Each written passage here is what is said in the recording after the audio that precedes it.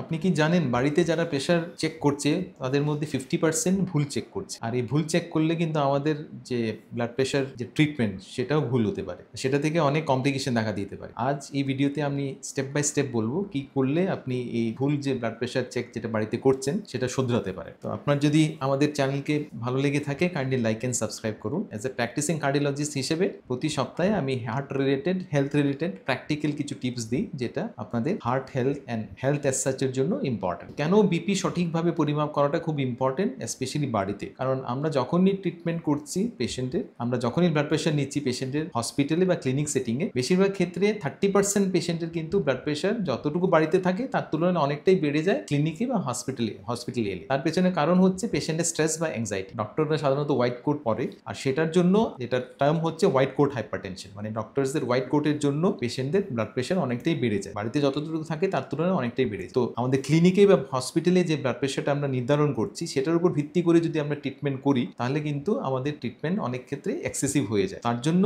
বাড়িতে যদি আপনি ব্লাড প্রেশার সঠিকভাবে পরিমাপ করছেন সেটা থেকে কিন্তু আমরা আরো অনেক সঠিকভাবে আমরা বুঝতে পারি যে আপনার ব্লাড প্রেশার কতটুকু আছে বাড়ি। কারণ বাড়ির সঠিকভাবে যদি আপনি ব্লাড প্রেশার দেখছেন সেটা মোর কারেক্ট ক্লিনিকের যতটুকু ব্লাড প্রেশার আমরা দেখছি তার তুলনায়। তার জন্য বাড়িতে ব্লাড প্রেশার সঠিকভাবে পরিমাপ করাটা ইম্পর্টেন্ট।